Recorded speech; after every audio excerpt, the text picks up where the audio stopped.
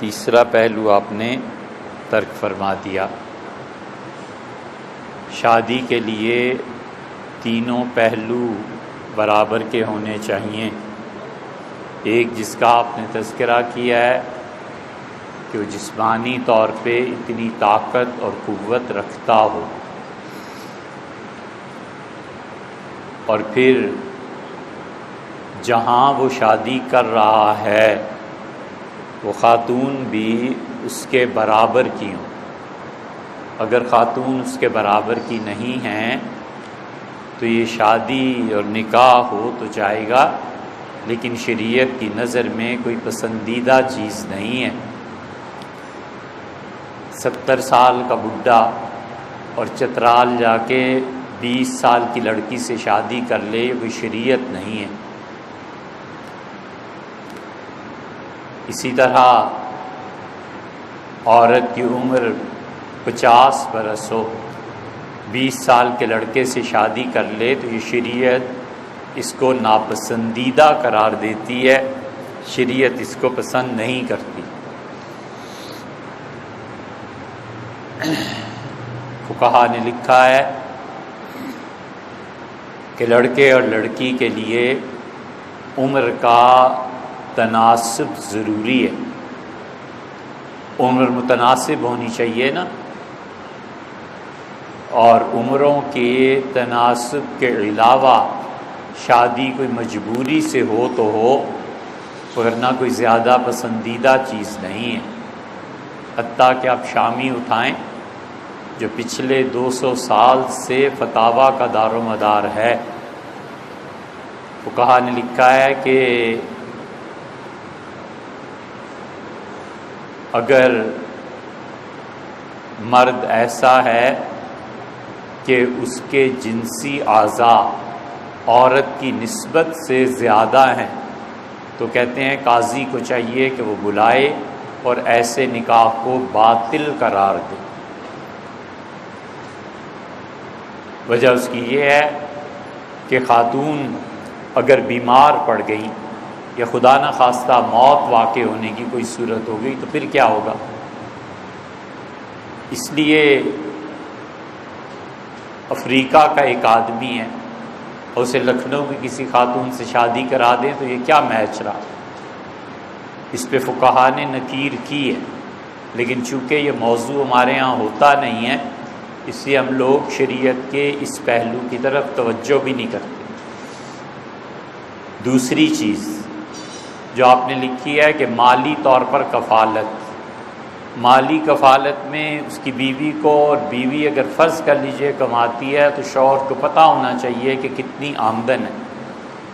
وہ اگر گزارا کر سکتی ہے بسم اللہ ضرور کرے، اور گزارا نہیں کر سکتی تو پہلے ہی شریعت اسے کوئی اچھی چیز قرار نہیں دیتی۔ لڑکا کماتا ہے 50,000 اور رشتہ وہ ڈھونڈتا ہے وہاں جا کے جہاں لڑکی خود ذاتی پاکٹ منی والد 1 لاکھ ہر مہینے دے دیا کرتے ہیں، تو یہ شادی کہاں چلے گی؟ یہ نکاح کب تک قائم رہے گا؟ تو اس لیے فقہا نے اس میں بھی بیلنسڈ لائف کو قرار دیا ہے کہ جتنا شوہر کماتا ہے بیوی کو پتہ ہونا چاہیے کہ وہ اس رقم میں گزارا کر سکتی ہے یا نہیں۔ حضرت رسالت مآب صلی اللہ علیہ وسلم کے زمانے سے جو لوگ دلائل لایا کرتے ہیں نا، حضرت رسالت مآب صلی اللہ علیہ وسلم کے زمانے میں یہ تہذیب بھی نہیں تھی، یہ معاشرت بھی نہیں تھی، یہ اشیاء بھی نہیں تھی۔ اس لیے وہاں سے دلیل لانا کہ رسول اللہ صلی اللہ علیہ وسلم ایسے کرتے تھے اور ایسے کرتے تھے، وہ مبارک اور مسعود دور لد گیا۔ اپنے زمانے میں آدمی رہتا ہے، اس زمانے کی چیزوں کو دیکھنا چاہیے تاکہ وہ آخرت میں مجرم اور آخرت میں گناہگار قرار نہ پائے۔ اس لیے معاشی طور پہ ایک دوسرے کے سنگ رہنے کے لیے حالات کا علم ہونا چاہیے۔ یہ 2 باتیں آپ نے تحریر فرمائیں۔ تیسری بات جو شریعت نکاح کے لیے ضروری قرار دیتی ہے وہ مزاج بھی۔ اگر لڑکے کو پتہ ہے کہ میں غصے کا اتنا تیز ہوں کہ غصہ آئے تو میں اندھا ہو جاتا ہوں، جن اور پاگل ہو جاتا ہوں، تو ہرگز اس کو شادی جائز نہیں، حرام ہے نکاح اس کے لیے، حرام ہے۔ جائے منہ کالا کرتا پھرے؟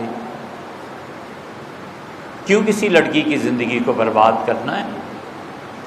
اگر غصے پہ قابو نہیں ہے تو بھی ایک خاتون ہے نا، بشر ہے نا، وہ ایک زندہ وجود ہے نا، طلاق دے بیٹھے گا اور مصیبت بن گئی۔ اور اگر لڑکی کو اپنے غصے پہ قابو نہیں ہے تو اسے بھی چاہیے کہ نکاح مت کرے۔ اسے پتہ ہے کہ میرا غصہ ایسا ہے کہ میں اول فول بکتی پھرتی ہوں، لڑکے کا کیا بنے گا، اس کے خاندان کا کیا بنے گا، ان کی عزت کا کیا بنے گا۔ اگر اسے پتہ ہے کہ میں اسے تار تار کر کے رکھ دوں گی، بالکل ایسا نکاح جائز ہے۔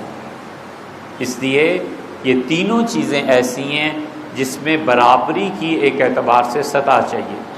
چوتھی سطح فقہا نے جو مقرر کی ہے وہ خاندانوں کا یکساں ہونا ہے۔ یہ متوسط درجے کے ہیں، وہ بھی متوسط درجے کا، نپ جائے گی۔ یہ بہت امیر ہیں کوئی بھی، تو یہ ایک عام گھرانے میں گزارا نہیں کر سکیں۔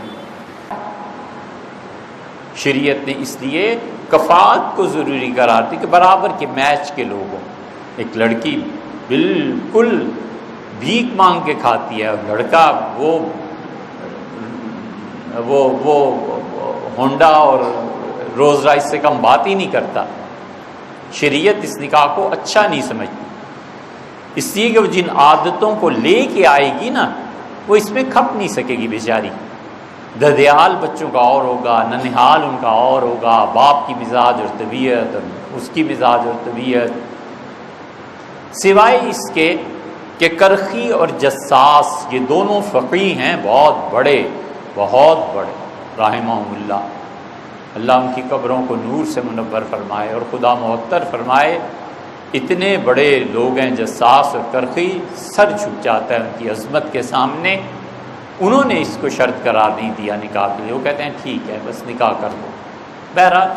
لیکن یہ جو اخلاقیات ہیں نا، اگر ڈر ہو کہ میں طلاق دے دوں گا، بالکل نکاح نہیں کرنا۔ لڑکی کو ڈر ہو کہ میں جا کے اس گھر میں بھی ایسے ہی فتنے اور فساد کو کروں گی جیسے میں اپنے بہن بھائیوں کے ساتھ کرتی ہوں، ضدی ہے، مت کرے نکاح۔ یہ سب معاشرے کو برباد کرنے والی باتیں۔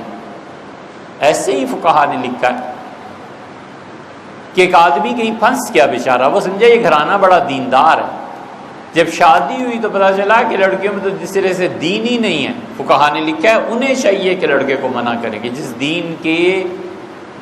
دین کے دھوکے میں تم ہمارے قریب ہو رہے ہو نا، یہ ہمارے گھر میں نہیں ہے، یہ بس دکھاوے کی چیزیں ہیں۔ شریعت ایسے نکاحوں کو پسندیدہ قرار نہیں دیتی۔ یہ ہے، آپ نے 2 پہلو بتائے تھے، ہم نے تقریباً 4 پہلو بتائے ہیں۔